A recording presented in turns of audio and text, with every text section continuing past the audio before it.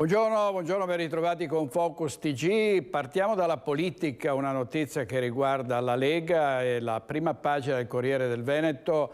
Per Pontida, Salvini avvisa i ribelli veneti nella Lega, chi diserta il Prato rischia. Come avrete sentito, molti esponenti della Lega hanno detto che probabilmente non parteciperanno alla grande manifestazione di Pontida, e questa è la reazione del segretario nazionale e vice primo ministro Matteo Salvini, che tra l'altro ha detto ieri riguardo alla questione dei migranti, altra notizia che tiene banco e che seguiremo anche oggi per quanto riguarda il Veneto, che è pronto a qualsiasi intervento sulla questione dei migranti, addirittura all'uso delle navi della Marina militare. Ma partiamo dalla cronaca nera. San Polo di Piave sotto shock per l'incidente sul lavoro di ieri. Un enologo ha tentato di salvare un collega nella cisterna di un'azienda vinicola e ha perso la vita annegando nel vino. Servizio. In questo momento siamo totalmente frastornati perché io sto solo pensando a loro e basta. Sto pensando ai due figli che ho qui in azienda, perché la nostra è una famiglia, cioè siamo un gruppo di ragazzi che lavorano tutti assieme e credetemi, in questo momento io sto solo pensando a loro e alle loro famiglie e basta, non sto pensando a nient'altro. Sono tutti attoniti alla cantina Cadiraio, dove nel pomeriggio si è consumato l'ennesimo dramma sul lavoro, costato la vita a un 46enne di Bassano del Grappa, Marco Bettolini, nel tentativo di salvare un collega 31enne di Cordignano, gravissimo al Cafoncello. Sono circa le 14 in via del Carmine, a Rai di San Polo di Piave. Il trevigiano è impegnato nella pulizia e manutenzione di una cisterna in autoclave in cui è stoccato del vino. Operazioni di routine, ma qualcosa va storto. Con ogni probabilità il 31enne inala delle esalazioni di monossido di carbonio che gli fanno perdere i sensi e lo fanno precipitare all'interno della vasca.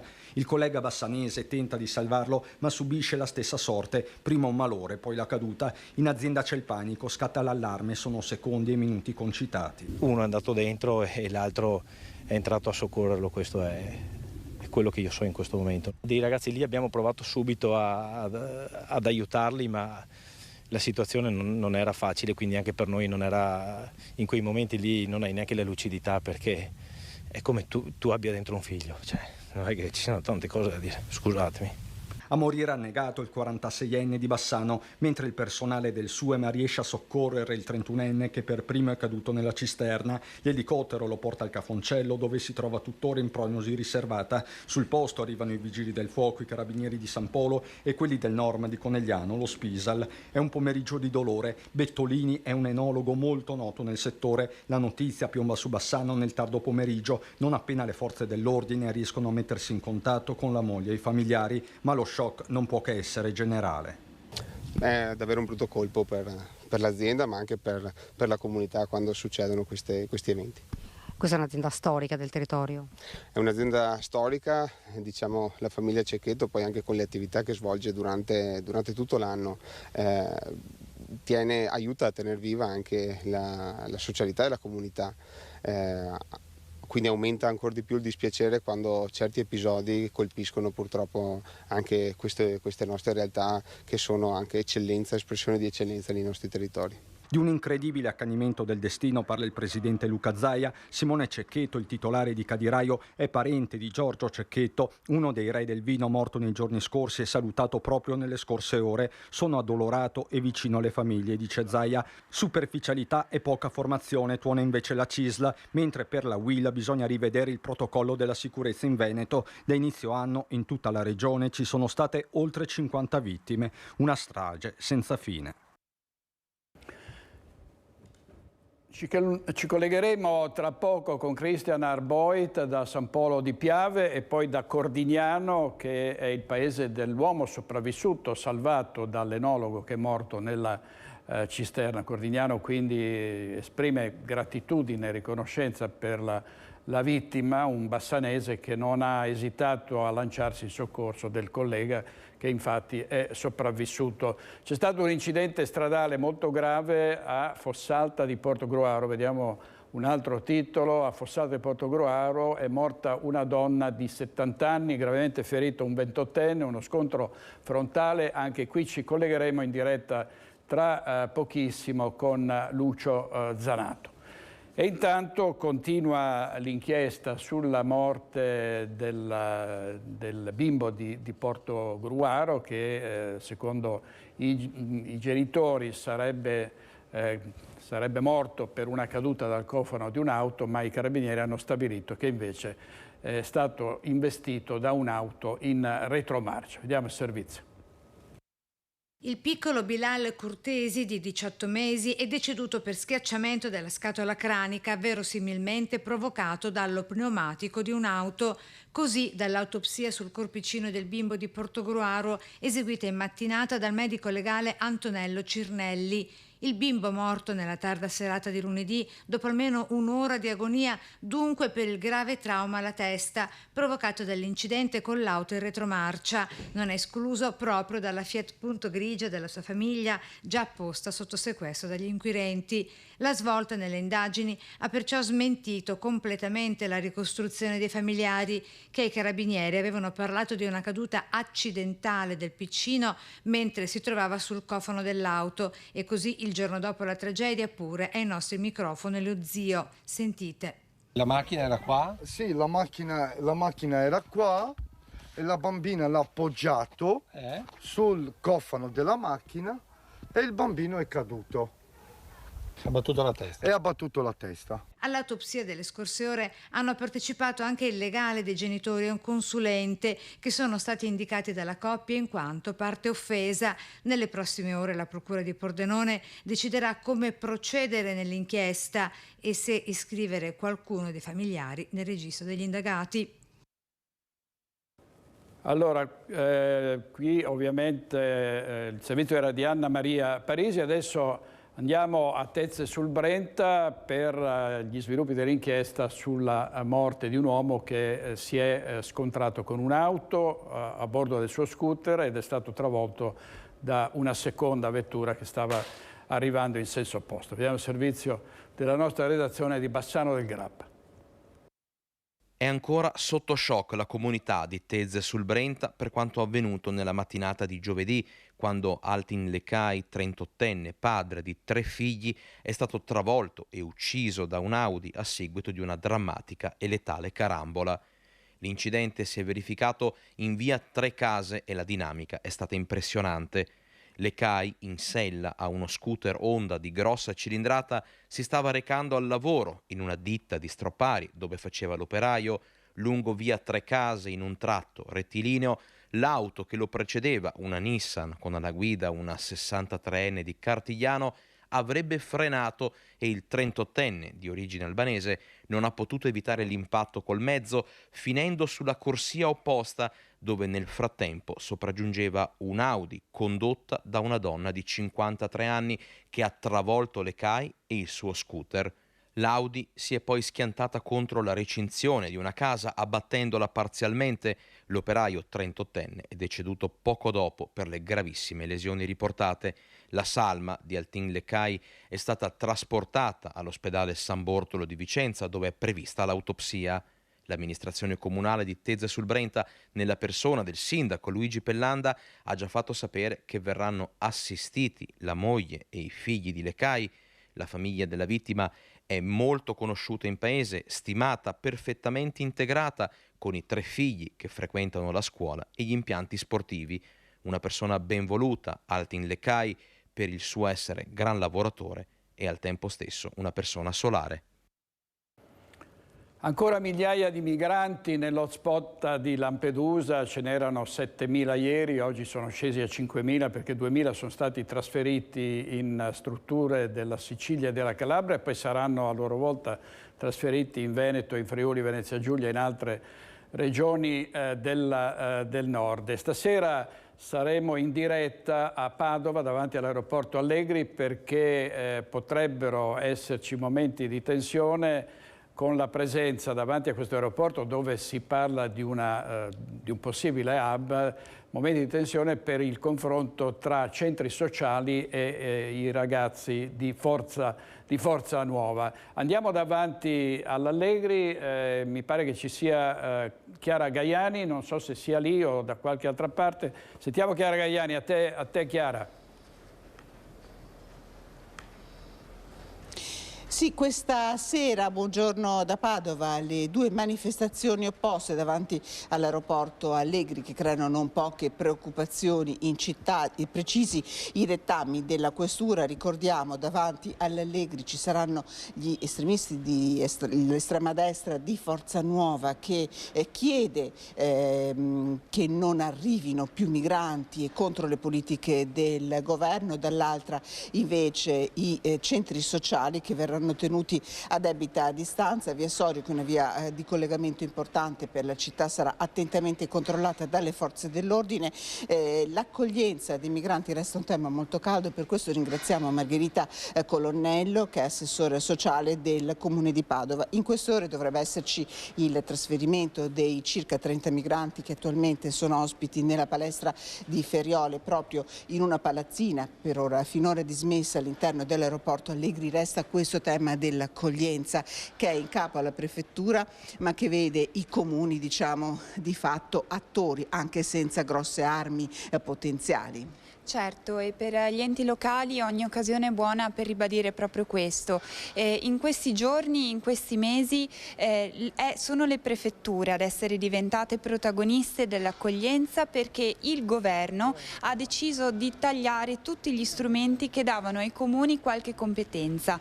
In particolare ci riferiamo al progetto di accoglienza diffusa chiamato SAI. Ecco, è da mesi che come enti locali, tramite ANCI, chiediamo al governo di sbloccare i fondi per l'accoglienza diffusa, che limiti i disagi soprattutto per la popolazione accolta degli hub, e il governo invece non muove un passo, e questo poi provoca le situazioni come quelle che si verificheranno questa sera. Ecco, gli sbarchi sono continui a Lampedusa, le abbiamo viste le immagini che continuano a passare, persone che arrivano davvero disperate. Padova nel mese di agosto ha fatto la sua parte, nonostante tutto e nonostante tutti, Assessore. Certo, Padova ha fatto la sua parte, e io vorrei dire che il tema non sono gli sbarchi, il tema è il minuto dopo gli sbarchi. Allora, come enti locali ci interroghiamo sul motivo per cui l'emergenza ci sia in questo paese a fasi alterne, e casualmente quando il ministro competente su questi temi non è di un colore politico, è di un colore politico che su questi temi ha interesse forse a fare polemica. Quindi il minuto 2 rispetto agli sbarchi è: come collochiamo queste persone? Forse la risposta non è tagliare i fondi per l'accoglienza, ma al contrario rinforzare gli strumenti di accoglienza diffusa che gli enti locali praticano da anni, che ci sono, e per cui chiediamo un investimento più deciso. C'è preoccupazione da parte del Comune, Assessore, per le due manifestazioni di segno opposto che ci saranno questa sera? Io credo che le manifestazioni di oggi siano il frutto di una polemica politica che sta montando in questi mesi, e che sul corpo, sulla vita di queste persone che affrontano un viaggio in mare purtroppo fa anche propaganda. Non si può fare propaganda sulla vita delle persone, e Padova vuole dire che tutti possono essere accolti.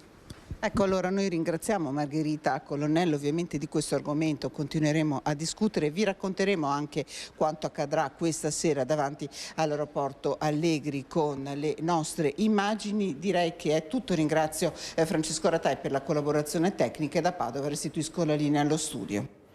Grazie a Chiara Gaiani. Stasera saremo in diretta durante Focus davanti all'Allegri per seguire la situazione. Restiamo ancora un attimo sui migranti perché a Lampedusa c'è molta tensione, ma si tenta di evitare che ci siano problemi di ordine pubblico. Molte forze dell'ordine impiegate proprio davanti all'hub dove ci sono 5.000 migranti. Intanto è stata organizzata una processione, una fiaccolata, il parroco ha parlato, sentiamo cosa ha detto.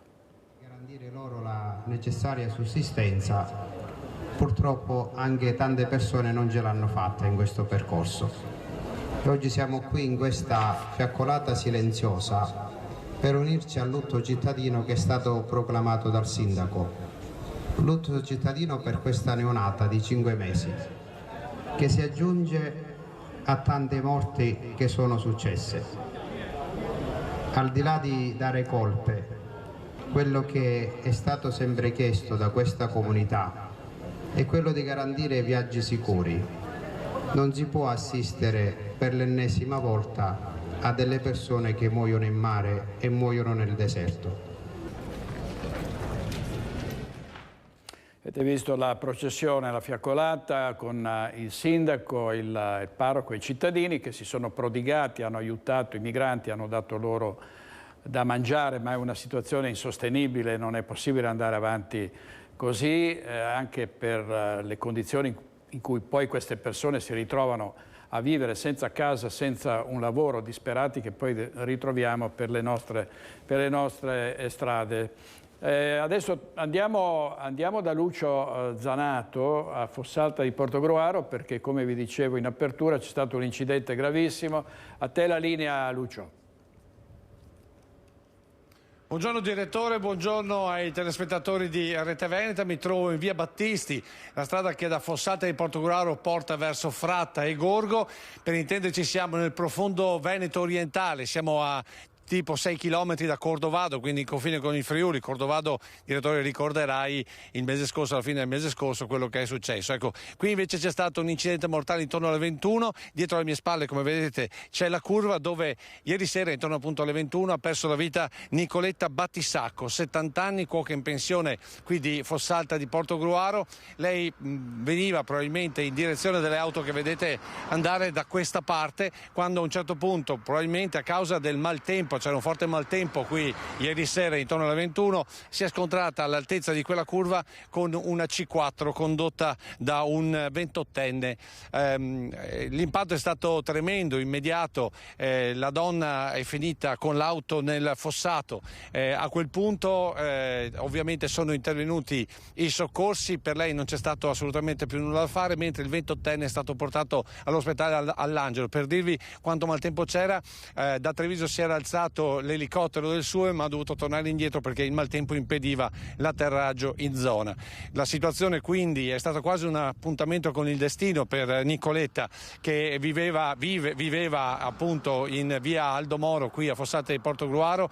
Penso una passione per gli altri, perché apparteneva a un'associazione di volontariato dopo che era andata in pensione, e soprattutto una grande passione per i gatti. Ne aveva 15 a casa sua, tutti comunque ben curati.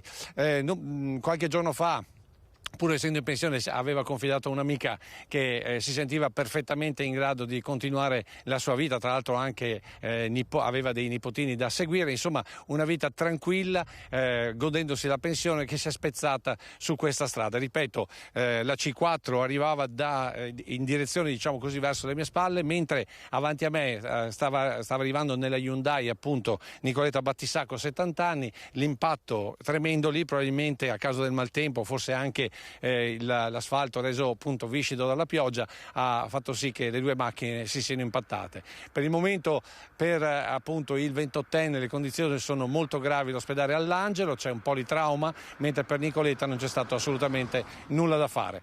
Questo è il risultato dell'ennesimo incidente sulle nostre strade. Teniamo presente che appunto è un appuntamento col destino, come vedete questa non è una strada trafficatissima, anzi, e quindi incontrarsi lì in quel punto una sera sotto la pioggia e finire la propria vita lì è sicuramente un appuntamento con il destino.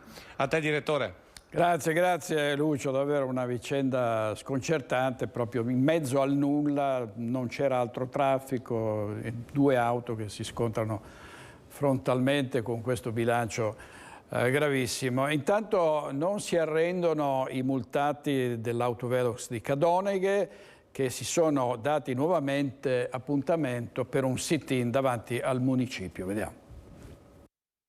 hanno incontrato il sindaco Schiesaro, sono stati davanti alla prefettura nella settimana di Ferragosto, hanno partecipato al Consiglio Comunale di Cadoneghe. 2 mesi senza risposte sono troppi per le migliaia di multati dai 2 Velox lungo la strada del Santo, che questa sera dalle 18 alle 19 si sono dati nuovamente appuntamento davanti al municipio per un sit-in. Dal sindaco aspettano questa decisione, la stessa chiesta dai microfoni di Ring, trasmissione del network Media Nord-Est, l'annullamento in autotutela di tutte le 40.000 sanzioni elevate in poco meno di 2 mesi, in attesa dell'esito della perizia Pro Veritate affidata dal Comune ad uno studio esterno. E dovrà dire se nel procedimento amministrativo che ha portato all'installazione di questi autovelox si nasconda o si palesa qualche anomalia o qualche lacuna. Se questa lacuna, se queste mancanze saranno determinanti, allora il Comune di Cadoneghe potrà procedere in autotutela alla dichiarazione dell'illegittimità dei provvedimenti emessi e quindi all'annullamento di tutte le sanzioni. Un procedimento, quello che ha portato all'installazione dei 2 Velox, poco chiaro, sostengono i multati. Non è vero che ci sono tutti questi incidenti, ci sono stati incidenti gravi, mortali. Non è vero, perché gli incidenti, quelli comunicati e quelli effettivamente verificatisi, c'è un qualcosa di anomalo. Il sindaco Schiesaro, ricordando l'indagine interna avviata, ha annunciato in Consiglio Comunale di essere in attesa della convocazione del prefetto. Nel frattempo sui Velox indaga anche la Procura di Padova, che ha emesso 2 avvisi di garanzia. E questo era il servizio di Chiara Gaiani. A Cittadella è entrato in funzione intanto un nuovo rilevatore di velocità, dovremmo avere delle immagini, a comunicarlo l'amministrazione comunale. A seguito di numerose richieste arrivate dai residenti, la polizia locale ha attivato l'apparecchiatura in via Postumia di Ponente all'intersezione con via Monsignor Pesavento. Si tratta di una postazione di controllo automatico della velocità che opera in entrambi i sensi di marcia. In quel tratto di strada, ricorda l'amministrazione comunale, il limite di velocità è di 50 km orari. Anche a Cittadella tante proteste da parte dei multati, perché c'è proprio un'arteria controllata da un autovelox che ha fatto strage di automobilisti che hanno superato il limite dei 50. Adesso andiamo a Venezia, perché c'è una notizia importante riportata da tutti i giornali questa mattina in prima pagina. L'UNESCO ci ha ripensato, Venezia non sarà più nella blacklist delle città a rischio. Sentiamo da Venezia in diretta Filippo Fois. Buongiorno da Venezia, siamo in compagnia della Presidente del Consiglio Comunale Ermelinda Damiano. Come tutti ieri ha seguito con molta attenzione quello che accadeva a Riad. Alla fine il voto è stato unanime, Venezia non è patrimonio a rischio UNESCO. Sì, è sicuramente una notizia importante per tutta la città. All'unanimità la Commissione ha deciso di non mettere Venezia nei siti a rischio, tra i patrimoni a rischio.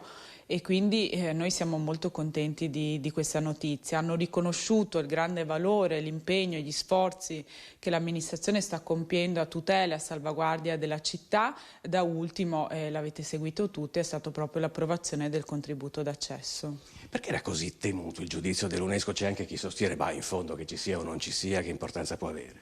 È sicuramente un'istituzione importante che quando appunto si esprime fa eco una decisione UNESCO in tutto il mondo. Peraltro noi abbiamo rapporti consolidati anche con i ministeri a livello governativo che seguono anche le candidature UNESCO. Sai Filippo, io ho seguito la candidatura UNESCO delle pelle di vetro, parliamo di immateriale, e sto seguendo quella del merletto. Murano e Burano, lo diciamo per i nostri telespettatori più distratti. Assolutamente, e quindi insomma cerchiamo davvero di unire le forze sia per il materiale che l'immateriale per fare il massimo a tutela di Venezia, dei suoi abitanti e della sua laguna. Il Consiglio Comunale nel quale è stato approvato il contributo d'accesso è stato molto partecipato, per usare un eufemismo. L'impressione è che la città sia spaccata in due su quello che dovrebbero essere le politiche future del Comune. Ma io francamente resto sempre molto perplessa. Coloro che si aspettavano o speravano che l'UNESCO decidesse di metterci in blacklist credo non siano rappresentativi di chi ama questa città. Venezia ha bisogno di persone che uniscono le forze, quindi istituzioni insieme ai cittadini, per provare a dare delle soluzioni a questo turismo che è diventato insostenibile, lo riconosciamo tutti. Però bisogna iniziare. Il contributo d'accesso è una sperimentazione, ma è un inizio, perché da 40 anni nessuno aveva fatto nulla al riguardo. Venezia sta vivendo oramai da 50 anni anche un drammatico spopolamento. Lei è una delle rare persone che ha fatto, diciamo, il tragitto inverso del Ponte della Libertà, da Mestre a Venezia. Com'è vivere a Venezia? Ma Venezia è una città assolutamente affascinante, è una città di cui puoi godere delle sue bellezze in ogni stagione. È una città anche complicata perché insomma lavorare magari in terraferma, la logistica non è assolutamente semplice, però da giovane e da chi ha fatto il percorso inverso consiglio davvero a tutti di vivere a 360 gradi una città che è davvero unica al mondo e che tutti ci invidiano. C'è qualche cosa che invece, l'ultima domanda che le faccio, diciamo, si è resa conto toccandola con mano, stando a Venezia, ha detto beh caspita, forse non avevano tutti torti quando si lamentavano di questo aspetto qui della città? Ma il turismo di massa è sicuramente un problema, ripeto, è riconosciuto da tutti. Venezia è tanto bella quanto fragile, quindi davvero bisogna fare il possibile per tutelarla, ma anche per comunicare all'esterno a chi arriva a Venezia di proteggerla e di rispettarla sempre. Questo è un messaggio che deve partire da una città così, che può essere anche fungere da modello per le azioni che poi verranno intraprese, può assolutamente fungere da modello per tutto il mondo. Grazie Ermelinda Damiano, Presidente del Consiglio Comunale di Venezia, e per ora da Venezia è tutto, vi restituiamo la linea. Grazie molto Filippo Fois, e rivediamo cosa è successo nel Consiglio Comunale dell'altro giorno quando si è votato per il contributo d'accesso, uno scontro furibondo in particolare tra Gianfranco Bettin e il sindaco Luigi Brugnaro. Vediamo. Rispetta la gente, capito? Rispetta la vita delle persone. Tu hai detto che non l'avevi fatto per parlare senza microfono.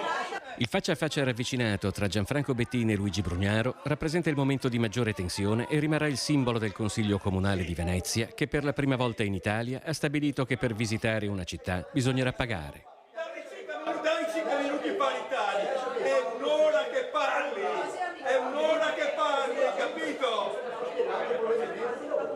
4 minuti a testa, mi parla quando vuole, dice quello che vuole, dà dei fascisti alla gente. Ufficialmente si discute del contributo d'accesso da far pagare per una trentina di giorni all'anno a chi intende visitare Venezia, ma in realtà quello che va in scena a Caffarsetti, in un'interminabile e molto partecipata seduta di consiglio più volte interrotta, è uno scontro più ampio tra visioni profondamente diverse della città e di quello che dovrebbe essere il suo futuro. A lui non le dici queste cose, capito? Gildo! A lui non le dici queste cose, a lui non le dici. State seduti stronzi a vedere lo spettacolo e state zitti, state.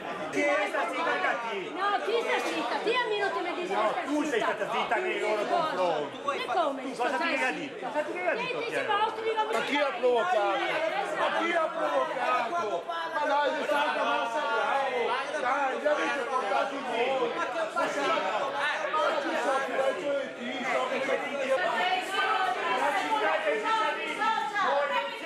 La Presidente del Consiglio Ermelinda Damiano deve interrompere la seduta più di una volta. Seppur diverse nei modi e nei contenuti, le contestazioni hanno spesso come filo conduttore la richiesta di un confronto più bilanciato nei tempi e più partecipato negli interventi. Si tratti di alcuni cittadini che avevano chiesto di intervenire, come poi effettivamente è successo, si tratti dei soli 4 minuti concessi ai consiglieri.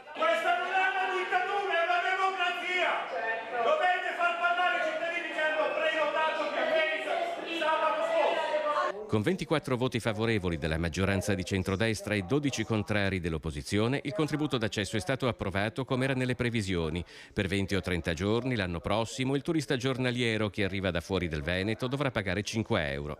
Ma l'argomento è quasi finito in secondo piano. Il vero appuntamento a cui tutti guardano e su cui si è consumato parte del dibattito in aula è la commissione dell'UNESCO che tra poche ore inizierà a discutere il dossier Venezia per decidere se inserire o meno la città nell'elenco dei siti in pericolo, non per guerre o catastrofi naturali, ma per turismo di massa. Servizio di Filippo Fois, adesso andiamo in diretta a San Polo di Piave, il giorno dopo la tragedia nell'azienda vitivinicola. In diretta Cristian Arboit, a te la linea, Cristian.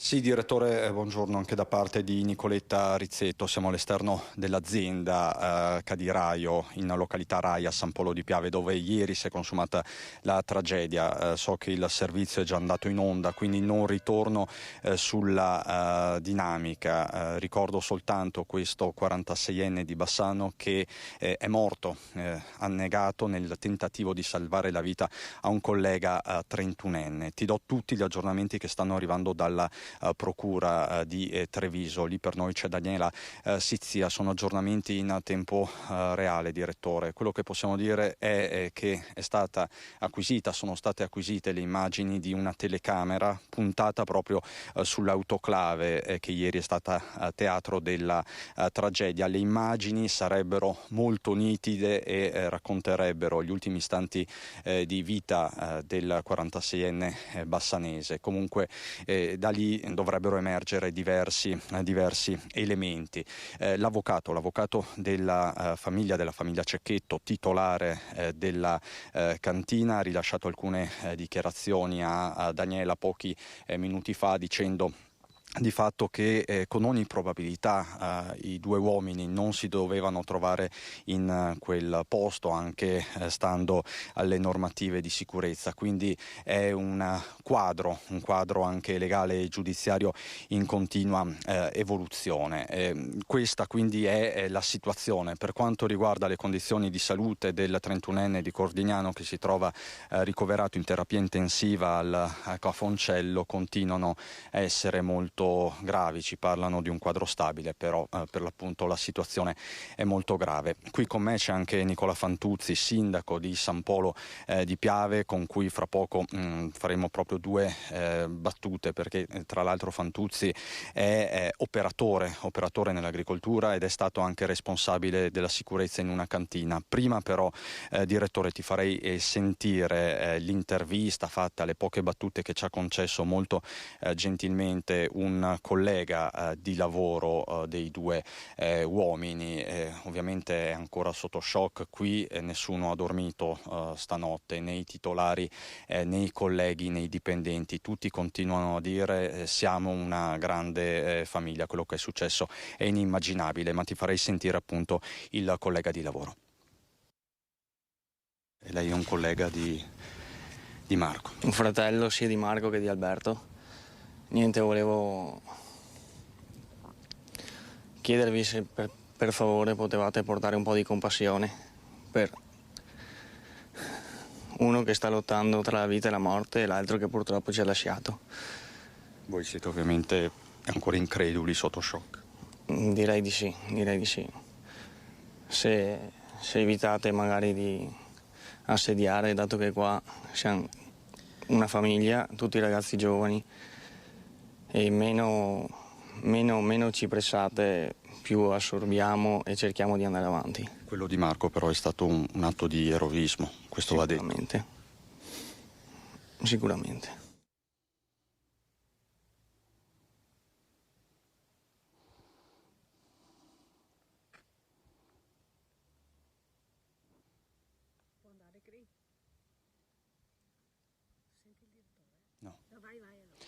Ecco, questa è la testimonianza molto breve di un collega di lavoro che chiede ovviamente rispetto per il dolore, per la privacy, ma che di fatto sottolinea questo gesto di eroismo. I due uomini si conoscevano molto bene, erano come fratelli, qui dentro tutti sono una grande famiglia e quindi questo è il quadro, diciamo così, umano al quale si aggiunge in queste ore quello giudiziario che cercheremo appunto di raccontarvi questa sera anche nel corso dei nostri telegiornali. Sindaco, lei appunto è stato presidente di una cantina sociale e responsabile anche per la sicurezza. Che idea si è fatto?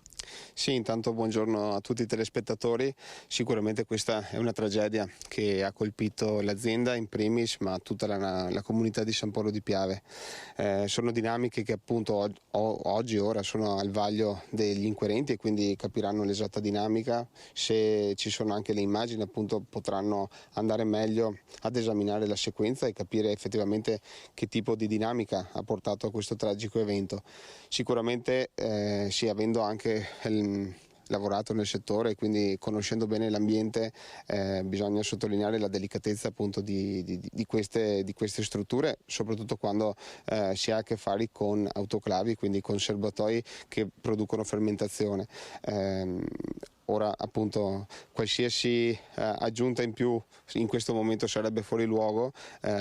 Sicuramente l'azienda, ma come tutte le aziende nel territorio, stanno lavorando tanto, stanno facendo tanto per la sicurezza sui posti di lavoro. Purtroppo sono dinamiche che continuiamo a sentire e questo dispiace in primis a chi opera in questo settore, ma chiaramente a tutta la collettività, a tutta la comunità. Sicuramente rimane il grande gesto di altruismo che sembrerebbe appunto Marco avesse compiuto nei confronti del proprio collega, un altruismo dettato soprattutto dall'istinto, no? Perché in queste situazioni non è mai facile capire e avere la lucidità per riuscire a capire quello che è giusto fare, ma si ragiona comunque cercando appunto di salvare il proprio compagno piuttosto che dare una mano, ma anche incuranti di quello che potrebbe essere un colpo per se stessi. Ed è quello che è successo ieri. Fra poco con Nicoletta ci porteremo tra l'altro anche a Cordignano, una comunità che spera e che prega perché questo 31enne possa farcela. Questa è la situazione. Sindaco, io la ringrazio per la sua testimonianza. Questa sera, appunto, direttore, torneremo sugli aspetti anche giudiziari e legali. Ci sarà un'intervista di Daniela Sizzia all'avvocato della famiglia Cecchetto. Quindi per tutti i dettagli nel corso delle prossime edizioni. Per il momento da RAI di San Polo di Piave, direttore con Nicoletta Rizzetto, ti restituisco la linea. Grazie molte. Cristian, grazie molte. Tra l'altro andremo anche a Cordignano dove vive l'uomo che è rimasto ferito, è stato salvato praticamente dalla vittima, dall'enologo, è un uomo che ovviamente adesso si sta riprendendo e cercheremo di parlare con la comunità, con i familiari per sentire quali sono le sue condizioni. Intanto una notizia che definire macabra è poco, pubblicata dal giornale di Vicenza: salme distrutte o spostate per fare spazio a nuove sepolture, 16 arresti tra Reggio Calabria, Milano e Vicenza. Questo è uno dei cimiteri in cui sarebbero stati fatti questi atti gravissimi. Tra l'altro ci sono state intercettazioni telefoniche che dimostrano che c'erano, ecco qua ce n'è una riportata, dipende dagli imprevisti perché ci sono eccetera eccetera, sono trascrizioni di intercettazioni tra questi uomini che avevano in qualche modo creato un racket per guadagnare sullo spostamento delle salme, fare posto ad altre. Vediamo adesso, andiamo a Padova dove c'è un video, vediamo cosa è successo, un video che è diventato virale. Vediamo.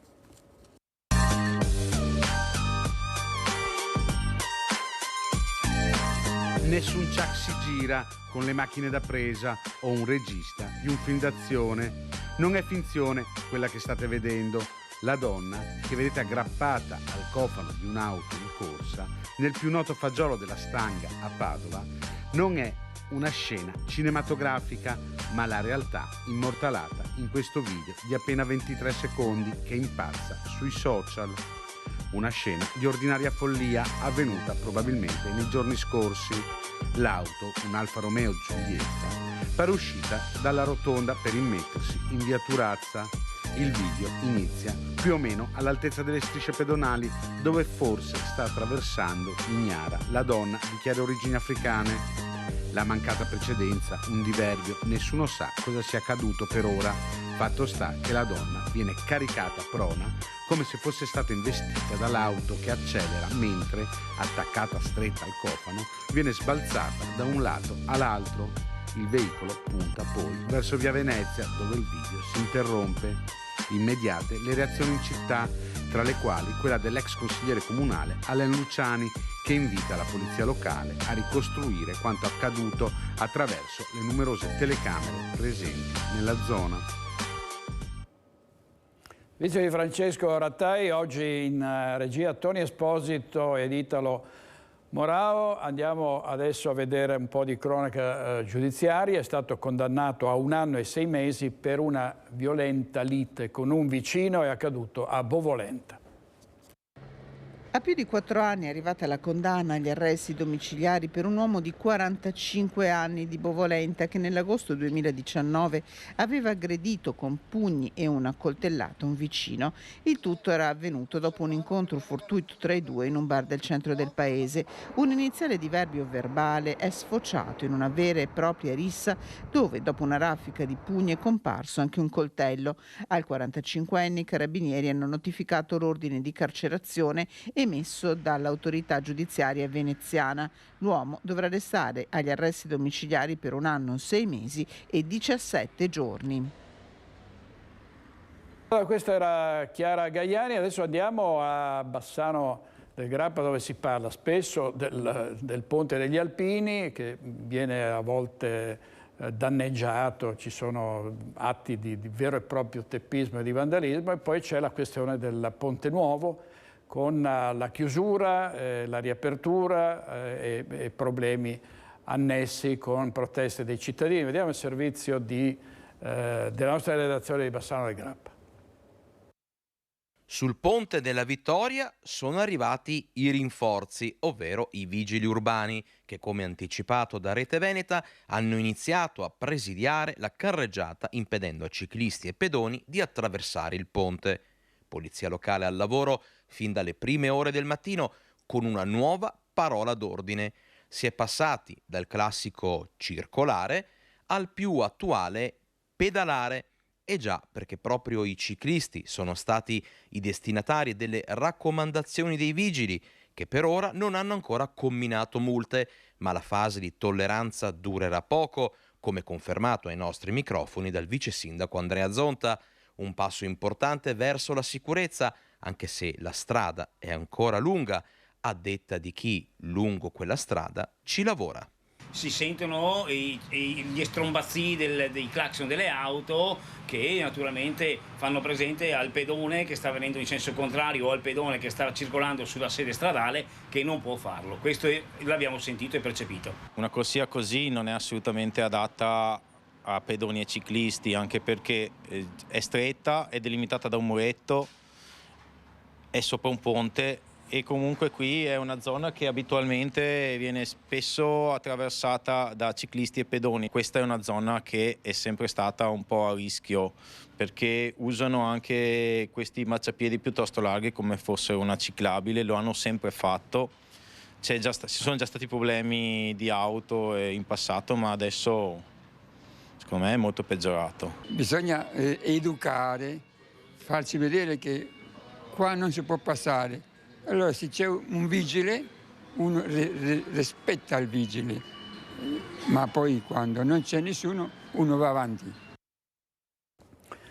E ovviamente è a rischio chiusura se le trasgressioni dovessero continuare. I bassanesi chiedono ai ciclisti, sempre per quanto riguarda il Ponte Nuovo, di rispettare le regole. Sentiamo Alex Giuliano.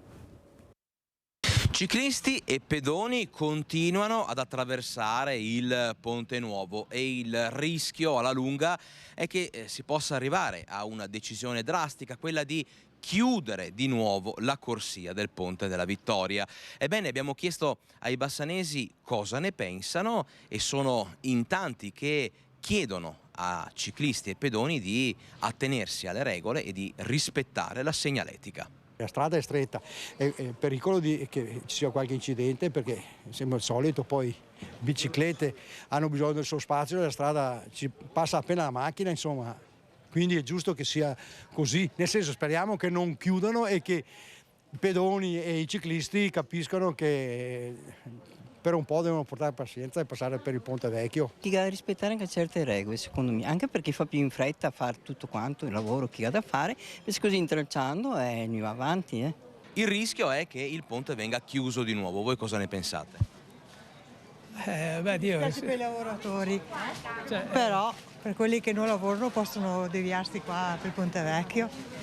Sì, tanto i lavori bisogna farli prima o dopo, perciò bisogna trovare il tempo e la gente deve anche sopportare un po' i disagi. Quando vedo fare i lavori mi piace vedere che sistemano, però che vuol pazienza. Ho visto il servizio in TV, secondo me dovrebbero permettere di passare i pedoni e i ciclisti, mi sembra una cosa ovvia. Bisognerebbe castigare quelli che infrangono le regole. Anch'io prima ho rischiato che mi prendesse un ciclista prima del ponte. Per un attimo non perdevo mio marito.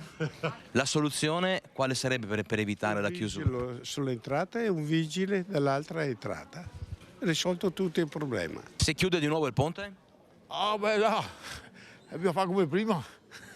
Fare lo stesso ponte. No.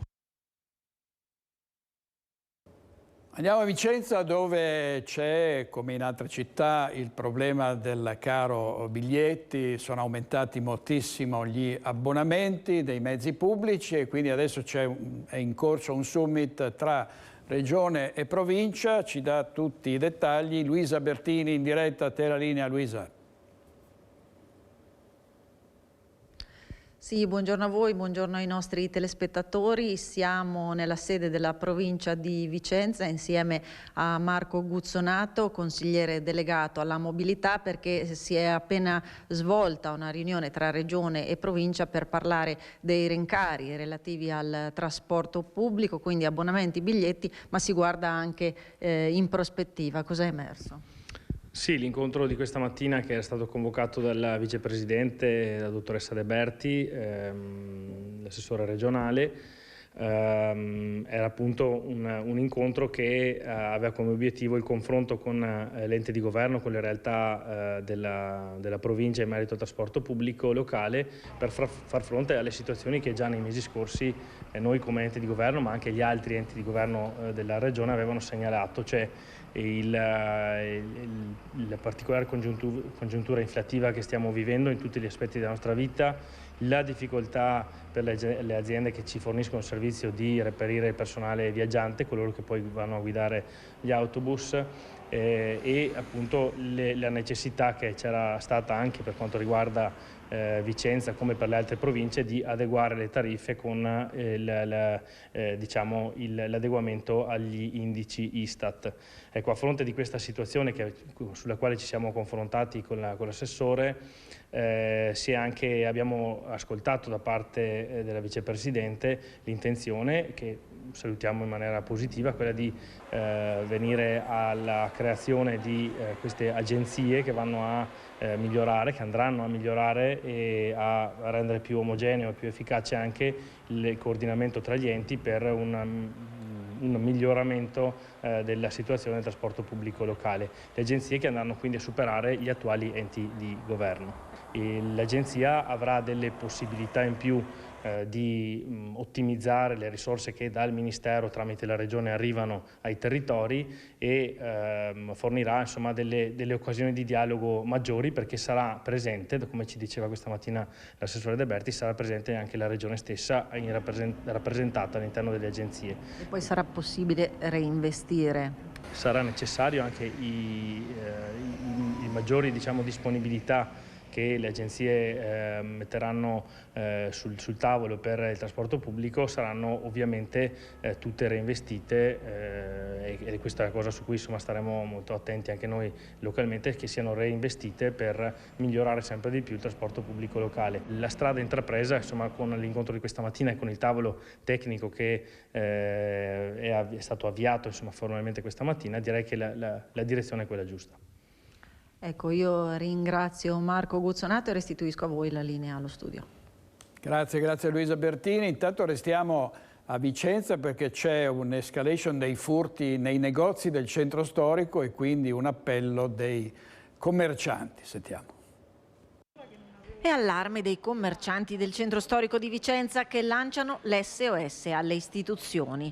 Un'escalation di furti nell'ultimo periodo che, lamentano, rende insicuro lavorare. Questi ultimi giorni proprio presi di mira in tutti i sensi, durante qualche ora diurna, magari in orario chiusura e di notte da dei malviventi che si intruflano nelle nostre attività e portano via, non so, il registratore cassa, quindi e l'incasso, perché magari i dipendenti del locale stavano sistemando, pulendo e inavvertitamente hanno lasciato la porta aperta, oppure si intrufolano nei giardini di altri locali per portare via qualsiasi cosa ci sia. Girano e continuano a rubare nei nostri negozi, addirittura sono arrivati a portare via i soldi dalle casse. Prese di mira chiedono supporto e vigilanza, si appellano alle autorità affinché si faccia fronte comune rispetto ad una situazione che mette a rischio l'incolumità di chi è a contatto con la clientela e si guarda inevitabilmente alla stagione invernale e alle ore di buio. Siccome tra un mese è anche buio alle 4 del pomeriggio,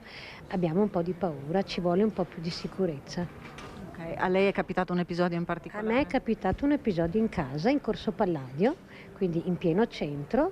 L'altra notte sono calati dal tetto e mi hanno lasciato una bella spranga di ferro sopra il tavolo del terrazzo. Noi avremo un incontro a brevissimo con il nuovo sindaco al quale manifesteremo questo nostro timore, questa nostra paura. Chiediamo alle forze dell'ordine, a partire da quelle comunali, quindi dei vigili urbani, una maggiore vicinanza nei nostri confronti, proprio perché queste manifestazioni di queste intrusioni si stanno seguendo proprio in maniera molto e troppo rapida. E speriamo che questo appello dei commercianti venga poi, a questo appello poi vengano date delle risposte. Adesso andiamo a Monte di Malo, dove proprio per l'esasperazione da furti, da reati compiuti dalla piccola criminalità, i cittadini hanno accettato l'invito del sindaco di formare delle ronde. È un caso che ovviamente poi è finito sul tavolo del prefetto. La rabbia e l'orgoglio, rabbia dei cittadini, orgoglio di una comunità che si compatta di fronte all'ondata di criminalità che ha colpito Monte di Malo. Un piccolo paese, un grande caso, emblematico dei nostri tempi. Un caso che finisce sul tavolo del prefetto di Vicenza, che ha convocato il sindaco Mosè Squarzon. Io ho convocato immediatamente il Comitato Ordine e Sicurezza Pubblica. In quella sede sono emersi spunti molto importanti sia per i lavori del Comitato, ma principalmente per le attività investigative che sono già in corso da tempo. Gli investigatori sono già all'opera per identificare i responsabili dei furti che hanno colpito la zona di Monte di Malo, una criminalità sempre più aggressiva che ha portato il sindaco a chiamare a raccolta lunedì prossimo i suoi cittadini per organizzare delle ronde che permettono di intercettare eventuali personaggi sospetti e segnalarli alle forze dell'ordine. Abbiamo deciso come amministrazione di convocare la popolazione e di farci aiutare con una sorta di cittadinanza attiva che girerà sulle nostre contrade. Andremo a settorializzare tutto il territorio per pattugliarlo adeguatamente. Il prefetto sollecita i cittadini ad avere fiducia nelle forze dell'ordine e a denunciare i reati di cui sono vittime e suggerisce al sindaco di far partecipare alla riunione di lunedì sera anche le autorità competenti. Ho suggerito di far partecipare anche i rappresentanti delle forze di polizia, quindi saranno presenti il comandante della compagnia carabinieri competente, il comandante della stazione, ci saranno pure ufficiali della Guardia di Finanza e della Questura. Insomma, la riunione di lunedì sera viene ricondotta dal prefetto in una cornice più istituzionale con le forze dell'ordine presenti proprio per stringere ancora di più il rapporto coi cittadini. Sa bene il sindaco che la prefettura ha stipulato proprio un protocollo al quale possono aderire tutti i sindaci della provincia, quindi quello è lo strumento iniziale per poter poi attuare sul suo territorio il controllo di vicinato. Eccoci qua di nuovo in diretta, adesso andiamo a Venezia da Filippo Fois perché prima abbiamo sentito la Presidente del Consiglio Comunale dopo il voto che ha approvato il contributo di accesso, insomma il ticket per entrare a Venezia. Saranno 30 giorni di collaudo nella prossima primavera e di nuovo torniamo sull'argomento. A te la linea, Filippo. Sì, nuovamente buongiorno direttore, buongiorno ai nostri telespettatori. Siamo con Giuseppe Sacà, che è il capogruppo del Partito Democratico nel Consiglio Comunale di Venezia. Sacà, innanzitutto le chiedo se la votazione che c'è stata all'UNESCO l'ha sorpresa, l'ha delusa? No, ma francamente non mi ha sorpreso. Tanto buongiorno a tutti, non mi ha sorpreso e noi non abbiamo mai tifato perché l'UNESCO inserisse Venezia nella cosiddetta blacklist. Ma devo dire tutto questo anche perché al di là delle scelte dell'UNESCO, i problemi che la stessa UNESCO in parte aveva denunciato di Venezia sulla gestione del turismo sono reali e sono sotto gli occhi di tutti, quindi io mi focalizzerei su come risolvere questi problemi e purtroppo su questo, sulle azioni della Giunta noi siamo molto critici a partire dall'ultima votazione che abbiamo avuto in Consiglio Comunale sul cosiddetto ticket ingresso, quindi insomma c'è molto da lavorare. Perché non vi va bene il ticket ingresso? Ma il ticket ingresso è molto semplice perché non ci va bene. Venezia diventa la prima città al mondo a essere una città che semplicemente per entrare bisogna pagare. Questo non ha nulla a che vedere con la gestione dei flussi, ma è proprio un'idea di città che noi avversiamo profondamente. Siamo tutti consapevoli di quanto sia complicato gestire il cosiddetto overtourism che va diminuito, ma non è certo mettendo qualche gabella o rendendo una Venezia, oserei dire, medievale, tornare a una Venezia medievale, che si risolvono i problemi così complessi. Sì, proprio in questi giorni, poco prima che l'UNESCO si rimandasse un'altra volta alla prossima seduta, come avviene dal 2016, l'eventuale ingresso nella blacklist di Venezia, il numero di posti letto turistici a Venezia ha superato quello dei residenti. Oramai è evidente che siamo di fronte a un problema strutturale e drammatico.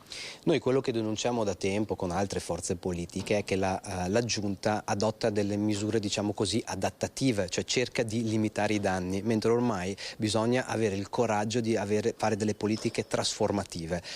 Adesso lei ha citato il tema dei posti letto. Ecco, Venezia è l'unica città italiana che potrebbe regolamentare le locazioni turistiche e non l'ha mai fatto. È un continuo susseguirsi di annunci, ma poi alla fine i fatti stanno a zero. Questo è solo un esempio. Poi potremmo parlare di mobilità, potremmo parlare ovviamente del problema delle case, che è legato al tema delle locazioni turistiche, e anche di politiche che servono per insediare attività produttive, ad esempio artigianali. Sono una serie di azioni che noi continuiamo a chiedere con delle proposte molto concrete e invece la Giunta risponde appunto con dei provvedimenti come l'ultimo, approvato in fretta e furia evidentemente per dare una qualche parvenza di risposta all'UNESCO, ma sono provvedimenti che non vanno a incidere nella gestione dei flussi turistici e soprattutto non hanno la forza di rilanciare un'idea di città veramente sostenibile dal punto di vista sociale ed economico. Noi abbiamo fatto un servizio in cui abbiamo ricordato che in realtà il regolamento per il contributo d'accesso era stato già approvato in una seduta del Consiglio Comunale del 2019, se non erro, eravamo nel febbraio del 2019. Secondo lei entrerà in vigore effettivamente? Ma allora, per come è stato approvato, intanto si è detto che il prossimo anno ci saranno 30 giorni non meglio definiti, come non è meglio definito come verranno indicati dalla Giunta questi 30 giorni, quindi stiamo parlando di una porzione nell'anno molto limitata, che ad esempio non includerà, lo ha già detto la Giunta, il Carnevale, che sappiamo tutti che è uno dei momenti in cui il turismo escursionista incide in maniera più pesante all'interno della città. Però noi non voglio dire anche la nostra posizione è sempre molto propositiva, quindi noi non siamo contrari alla prenotabilità e non siamo contrari a forme di sperimentazione, però queste devono essere fatte su dati certi. Ad esempio qui si apre un capitolo enorme sulla cosiddetta Smart Control Room che il Comune di Venezia ha ormai ha investito milioni di euro e nessuno sa esattamente come funzioni. Quindi bene la prenotabilità, assolutamente contrari a accedere alla città tramite pagamento, però ci vogliono veramente delle politiche forti. 30 giorni, in giorni non meglio definiti, insomma, sono misure appunto che possono servire per l'opinione pubblica e forse anche per l'UNESCO, ma poi i veneziani e non solo i veneziani sanno benissimo che queste sono misure, appunto sono dei palliativi che non vanno a incidere realmente nella vita quotidiana di noi tutti. Bene, noi ringraziamo il capogruppo del Partito Democratico a Venezia, Giuseppe Sacca, e vi restituiamo la linea. Grazie molte a Filippo Fois. Andiamo in pubblicità, torniamo tra un minuto e qualche cosa.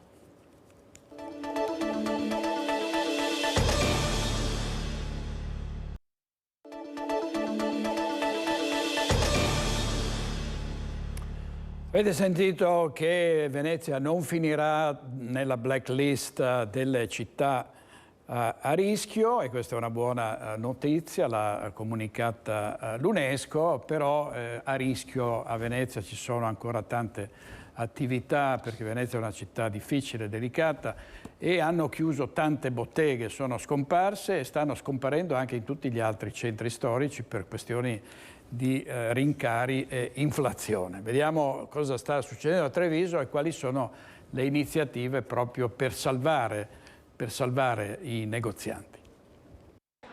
Serrande abbassate, negozi chiusi, cartelli come questo, affittasi, ed è proprio da una di queste botteghe storiche, l'ex macelleria di via Sant'Agostino in pieno centro, che Confcommercio richiama l'attenzione di opinione pubblica e politica sul valore delle piccole botteghe alimentari, casolini, macellerie, panifici, ortofrutta. Abbiamo superato la grande distribuzione, siamo ancora qui.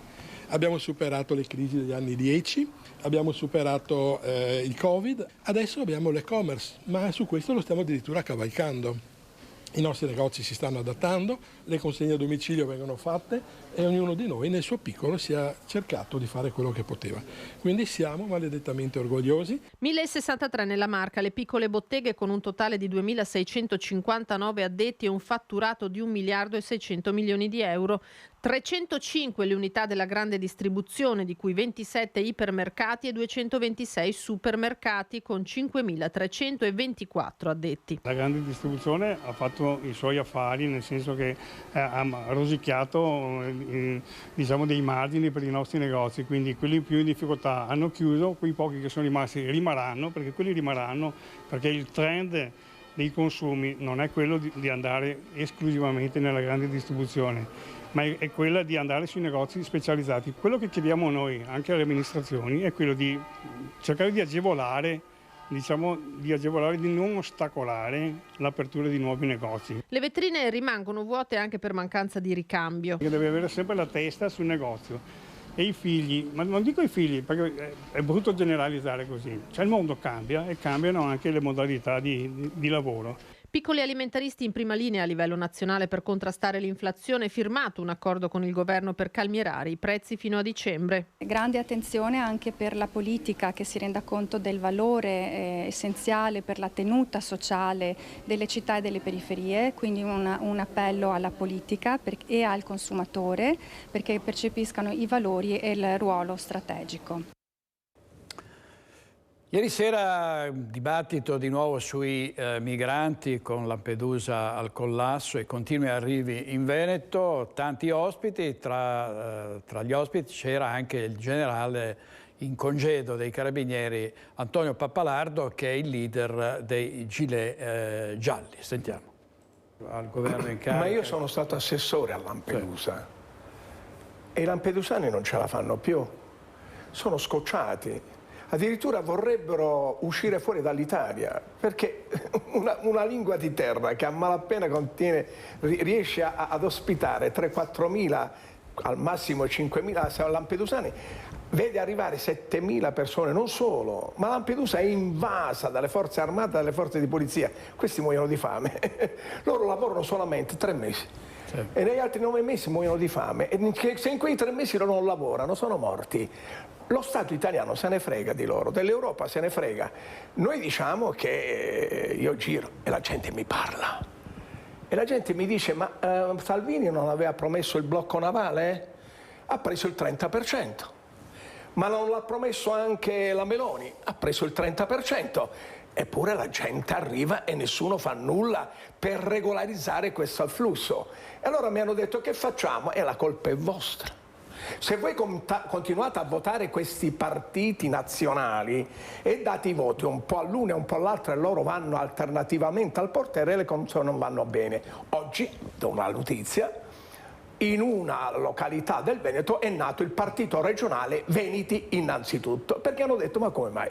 In Alto Adige hanno il loro partito, in Val d'Aosta hanno il loro partito regionale e si difendono bene, ma perché noi non dobbiamo avere il nostro partito regionale? Sapremo noi poi al momento opportuno far valere i nostri diritti. Io sono convinto che questa sia la strada giusta, perché ancora una volta affidarci a questi signori che vanno in televisione, dicono sempre le stesse cose e ingannano il popolo italiano, perché per prendere i voti promettono di tutto, poi alla fine quando vanno al governo si dimenticano di tutto. La Meloni per esempio schifava, io parlo della Meloni perché è al governo, schifava Biden, parlava male della Macron, non parliamo della von der Leyen. Si baciano in bocca adesso, queste cose non vanno bene. Dov'è la coerenza politica? Dov'è, che posso dire, l'onestà morale da parte di questi politici che non debbono ingannare il popolo italiano? Quando tu vai al governo, quello che mantieni, quello che prometti lo devi mantenere. Se non lo mantieni,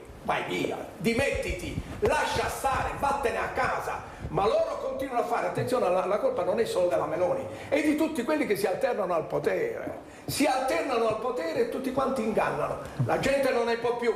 La nostra proposta è quella dei gilet arancioni. Noi siamo cristiani, non possiamo far morire la gente. Come facevano gli americani quando arrivavano i nostri migranti, li accoglievano, li guardavano uno per vedere se erano malati.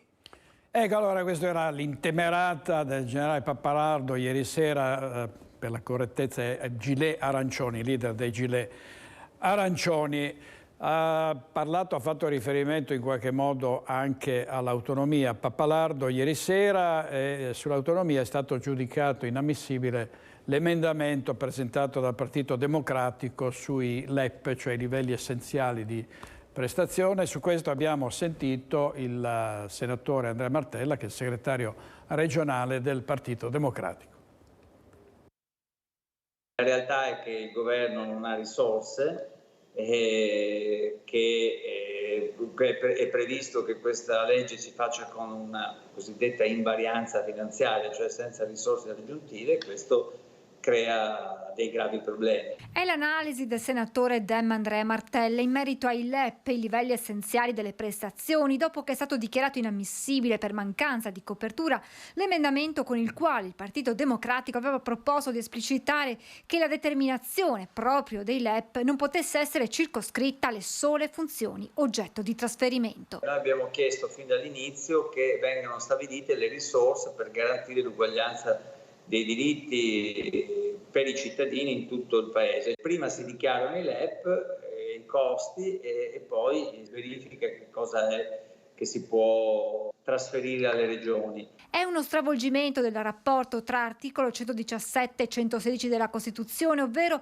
di uno stravolgimento del rapporto tra la garanzia dei livelli essenziali e l'autonomia differenziata.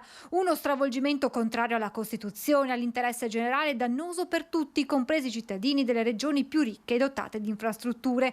Quanto dichiarato dal senatore Alfredo Bazzoli, capogruppo del PD nella Commissione Giustizia, intervenendo oggi nell'Aula del Senato. Abbiamo sempre detto, chiosa Martella, che l'autonomia è un processo graduale che deve essere fatto a favore dei cittadini. Invece ho l'impressione che soprattutto nella versione Zaia, che è già diversa da quella Calderoli, ci sia una forma di autonomia che tenda più a dare delle risposte politiche, di propaganda ideologica, piuttosto che delle risposte ai cittadini. Noi continueremo in Parlamento a presentare le nostre proposte, lo stiamo facendo in maniera molto seria, anche con qualche successo. E ieri sera è arrivato a Treviso a partecipare alla festa democratica del PD il governatore della regione Emilia-Romagna Stefano Bonaccini. Sentiamo cosa ha detto tra l'altro a Lina Paronetto. Io sono tra quelli che pensa che la luna di miele del governo sia finita col Paese, nel senso che troppe promesse non riescono a essere mantenute. Se prendete il tema dei migranti o della benzina, sta esattamente accadendo il contrario di ciò che urlavano. Dall'altra c'è il tema delle risorse, che sono poche e che quindi credo sarà una manovra finanziaria complicata, soprattutto perché il rischio è quello di una parcellizzazione di troppi provvedimenti per dare la mancia a qualcuno senza un disegno che metta in fila le vere necessità del Paese, a partire da quelle della crescita. Io rimango sbalordito a vedere il PNRR bloccato o i fondi sviluppo e coesione che dallo scorso dicembre ci dicono arrivano alle regioni e questi dopo quasi un anno non si sa dove siano finiti, e parliamo di miliardi di euro per ogni regione del sud, centinaia di milioni per ognuna del nord, compreso quella in cui siamo, che si aggiungono al PNRR, non sono sostitutivi. Dopodiché però è vero che la destra è una destra che ha un insediamento sociale forte e per questo serve che noi si facciano le cose per bene. Tema migranti, l'ha citato lei, che sta esplodendo in tutta la sua gravità in queste ore. Guarda, io non faccio il controcanto alla destra perché vorrebbe dire essere anche meschini a usare gli stessi slogan quando diciamo che sbagliavano a fare questa propaganda. Di certo è che avendo scommesso loro su sbarchi molto contenuti, non avevano un piano in mente e non ce l'hanno. Per cui nel momento in cui urli prima gli italiani è finita la pacchia o addirittura chiuderemo i porti e ti ritrovi che c'è in questo momento il doppio di sbarchi, alcuni mesi fa addirittura il triplo, non c'è bisogno che chiedete a me, basta che chiediate a Luca Zaia, a Maurizio Fugatti, presidente della provincia autonoma di Trento, ai sindaci, tanti sindaci del centrodestra, soprattutto qui al nord. E questo era Stefano Bonaccini, presidente dell'Emilia Romagna, intervistato da Lina Paronetto. Adesso sentiamo cosa ha detto Marcello Bano, sindaco di Noventa Padovana, accusato dall'opposizione di avere difeso il generale Vannacci, autore del libro Il mondo al contrario. Bano dice praticamente: io sono contro il pensiero unico. Vediamo. Trovo profondamente sbagliato rimuovere un generale che ha prestato servizio per 40 anni allo Stato per delle opinioni legittime e democratiche. Cosa facciamo? Andiamo a pescare chi ha comprato le 100.000 copie del libro di Vannacci e lo andiamo a licenziare? Li demansioniamo perché hanno comprato il libro di Vannacci? E questo?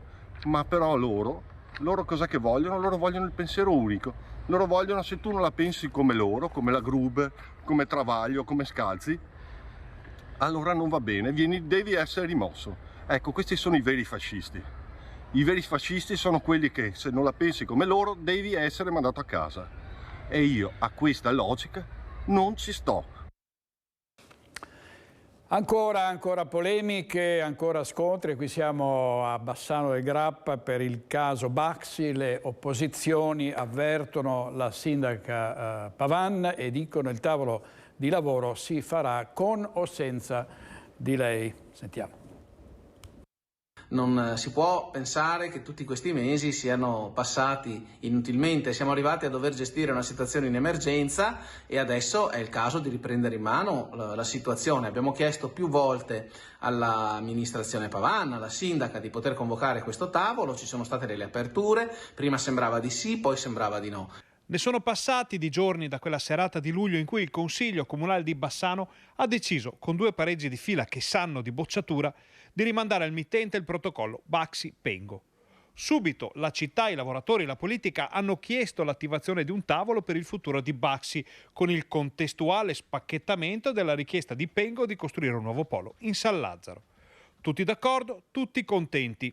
Eppure del tavolo non si è saputo più niente.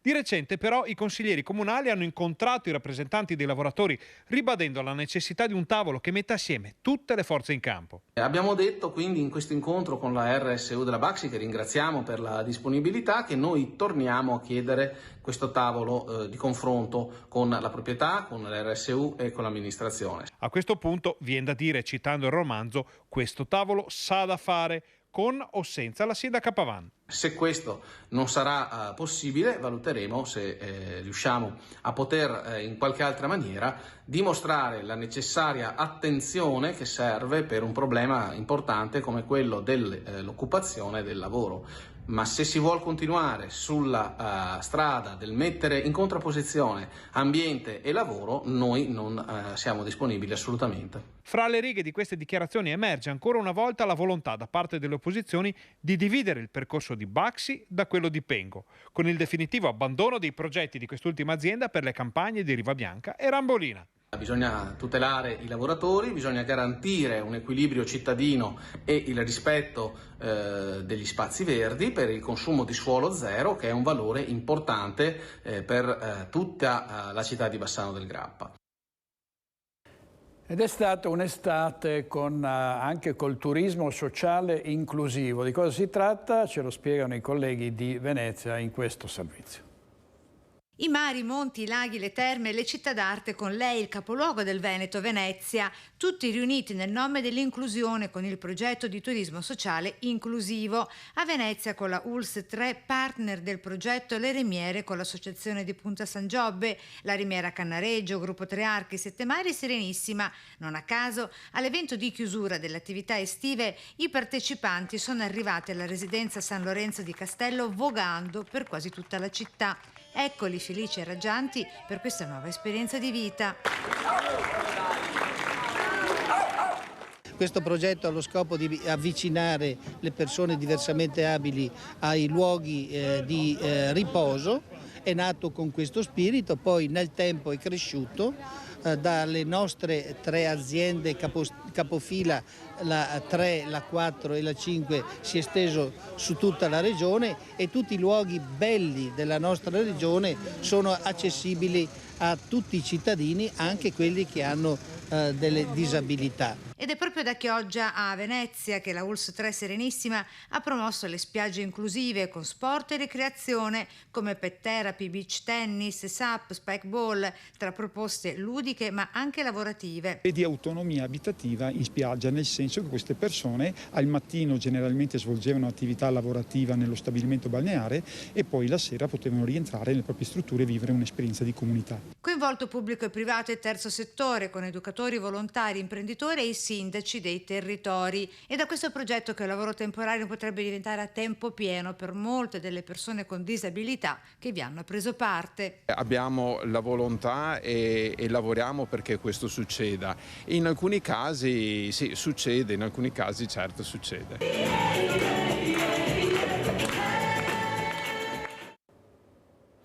E i bambini della pediatria del Cafoncello a Treviso oggi hanno visto aggrappati, appesi ai vetri dell'ospedale i supereroi. È un'iniziativa, la Camminare per la Vita, un progetto di cui fa parte anche una grande campionessa indimenticata dello sci, Deborah Compagnoni. Spider-Man, Superman, Hulk, Batman, Power Ranger, eccoli, supereroi acrobatici che hanno regalato un pomeriggio speciale ai bambini ricoverati nel reparto di pediatria del Cafoncello. Si sono calati dal tetto dell'edificio fermandosi ad ogni piano. Dove le finestre erano aperte è stato possibile anche scambiare 2 parole con i piccoli ricoverati e i loro genitori. Un'iniziativa che rientra nel progetto Camminare per la Vita, che unisce sport e solidarietà. Regalare un sorriso e rendere meno difficoltoso il percorso di cura e guarigione è l'obiettivo, ed è anche per questo che ai bambini è stato regalato un paio di scarpe. È anche un messaggio di tornare presto a camminare con noi, visto che siamo Camminare per la Vita, ma anche di guarigione, poter correre e guarire presto.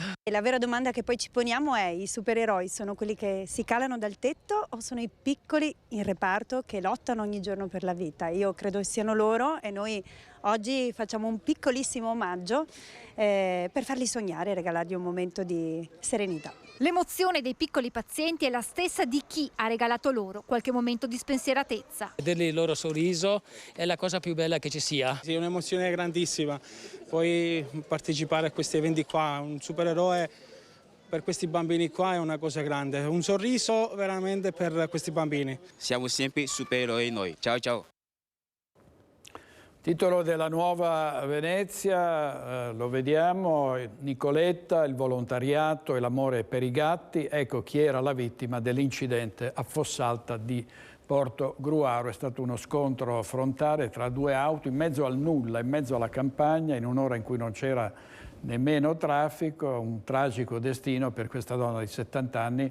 È rimasto ferito gravemente un 28enne, ne abbiamo parlato prima in diretta con Lucio Zanatto. Andiamo ancora a un break pubblicitario e poi torniamo di nuovo per la chiusura.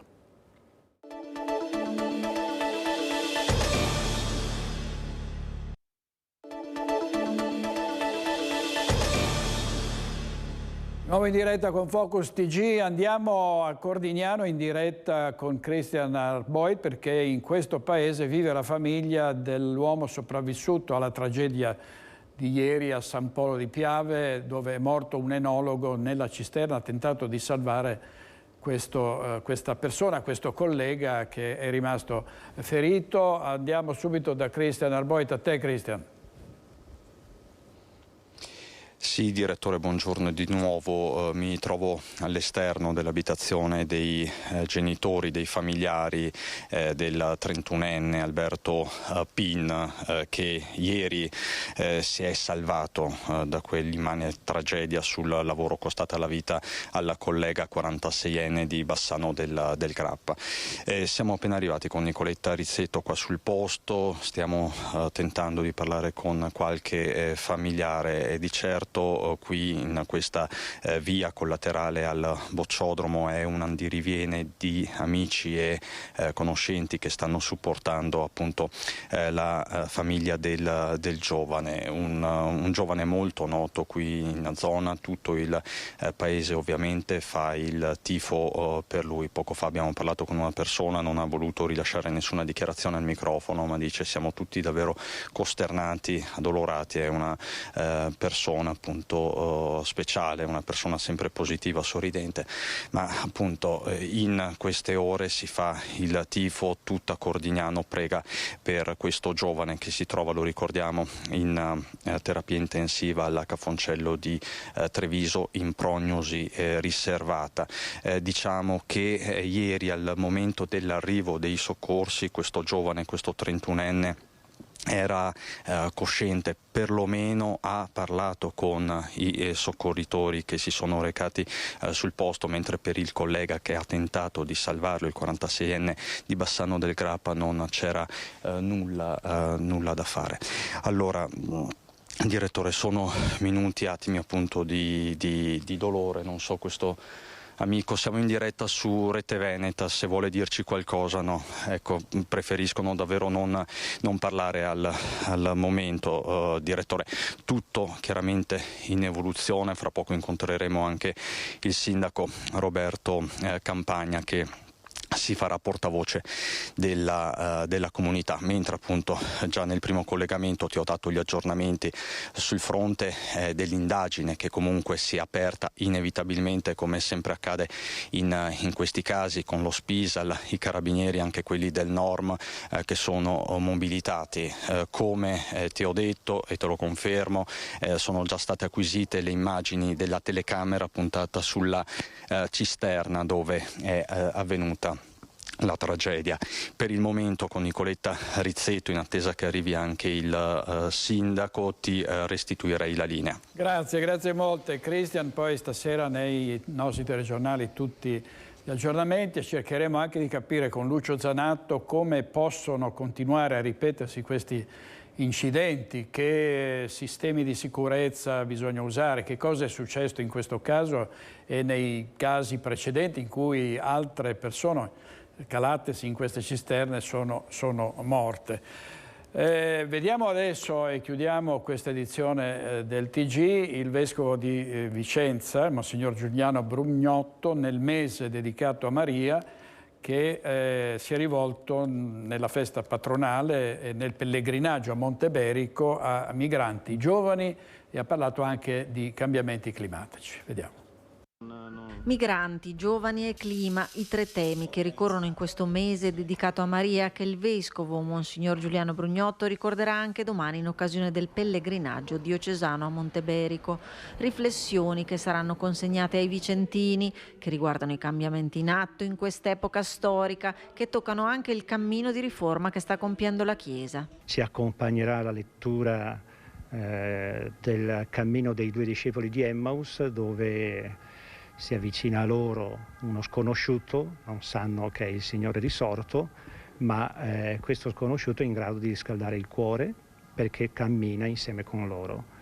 Anche noi vorremmo sentire la presenza del risorto attraverso quelle realtà che sono presenti e che magari avvertiamo come lontane, sconosciute, di cui non sappiamo molto bene, ma che ci riguardano. Volti e realtà che il vescovo Giuliano riprende, richiamando anche la politica alle scelte da affrontare. Un riferimento può essere certamente al volto di quegli sconosciuti che sono i migranti, e un altro volto che ricorderò è quello dei ragazzi e dei giovani, con i quali sembra che non siamo più in grado di parlare la stessa lingua e tuttavia manifestano una ricchezza formidabile, come abbiamo visto a Lisbona con la giornata mondiale della gioventù, e credo anche un'altra realtà che consideriamo un po' lontana, se non del tutto sconosciuta, che è la ferita data dall'inquinamento in questo nostro territorio, e che è un grido che noi dobbiamo assolutamente ascoltare e con responsabilità affrontare. Ed è tutto per oggi, grazie ai nostri registi Tony Esposito ed Italo Morao. Ci vediamo stasera a Focus alle 21:15. Buona giornata, arrivederci.